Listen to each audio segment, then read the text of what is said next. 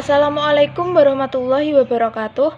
Perkenalkan, nama saya Eva Diana Anastasia dengan NIM 204011164. Di sini saya akan menjelaskan tentang Badan dan Lembaga Perlindungan Konsumen. Yang pertama, Badan Perlindungan Konsumen. Badan Perlindungan Konsumen atau BPKN dibentuk sebagai upaya merespon dinamika dan kebutuhan perlindungan konsumen yang berkembang dengan cepat. Pembentukan BPKN berdasarkan pada ketentuan Undang-Undang Nomor 8 Tahun 1999 tentang Perlindungan Konsumen atau UU-PK yang ditindaklanjuti dengan PP Nomor 57 Tahun 2001 tentang tugas, fungsi, dan keanggotaan BPKN.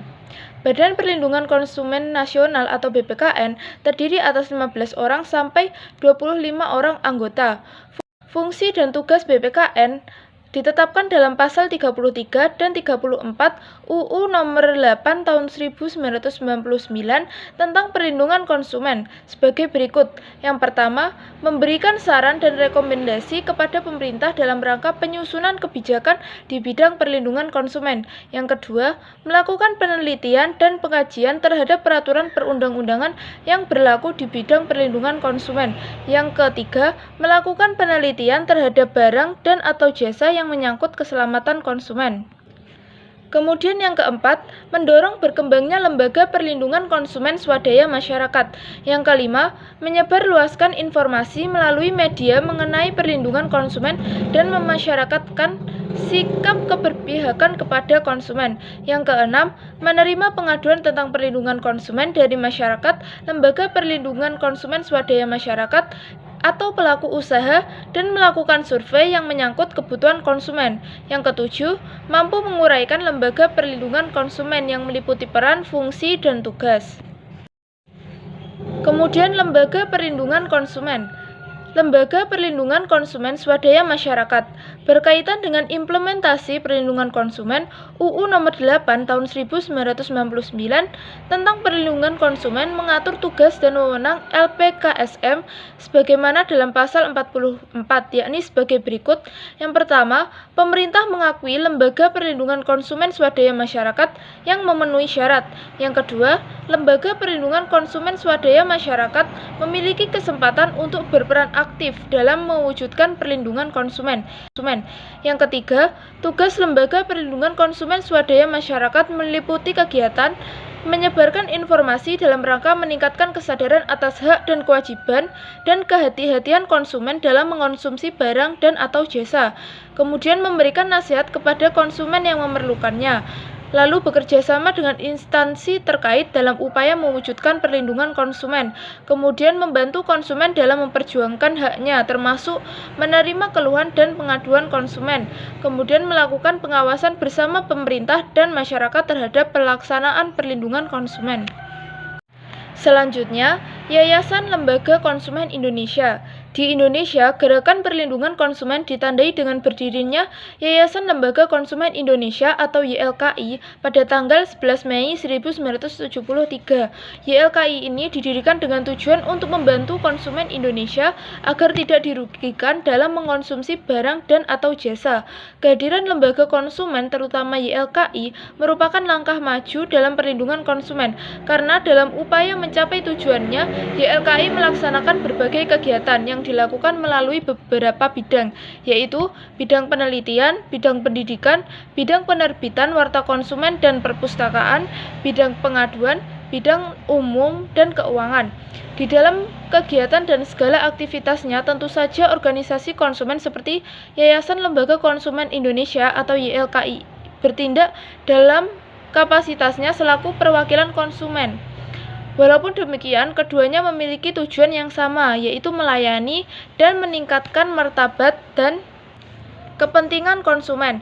Pada tataran kebijakan atau polisi, ketika menangani pengaduan-pengaduan konsumen, organisasi konsumen sering dihadapkan dengan konstruksi perwakilan. Artinya, organisasi konsumen seperti YLKI bertindak mewakili kepentingan-kepentingan dan pandangan-pandangan konsumen dalam suatu kelembagaan yang dibentuk, baik atas prakarsa produsen dan asosiasinya maupun prakarsa pemerintah.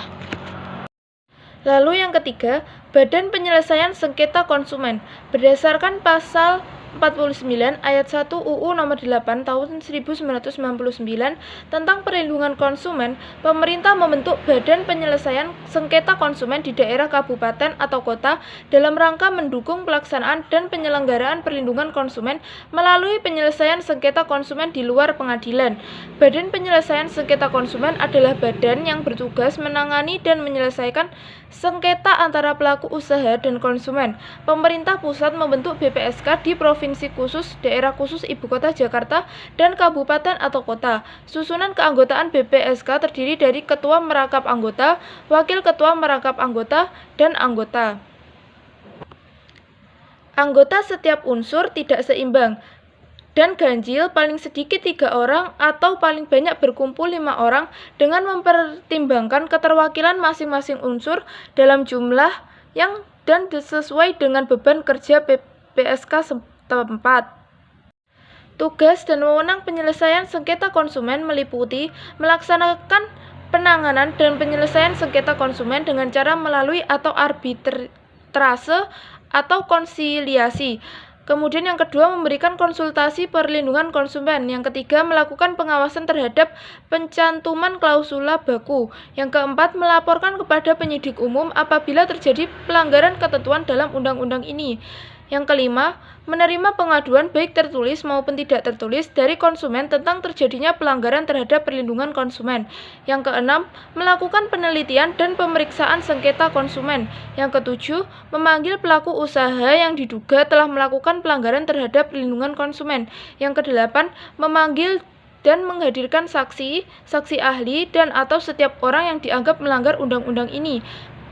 Yang kesembilan, meminta bantuan penyidik untuk menghadirkan pelaku usaha, saksi, saksi ahli, atau setiap orang sebagaimana dimaksud pada huruf G dan huruf H yang tidak bersedia memenuhi panggilan Badan Penyelesaian Sengketa Konsumen. Yang ke-10, memperoleh, meneliti, dan atau menilai surat, dokumen, atau alat bukti lain untuk menyelidiki dan atau pemeriksaan.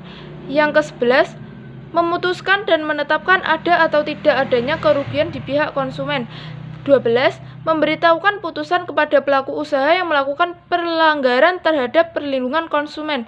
Yang ke-13, menjatuhkan sanksi administratif kepada pelaku usaha yang melanggar ketentuan undang-undang ini.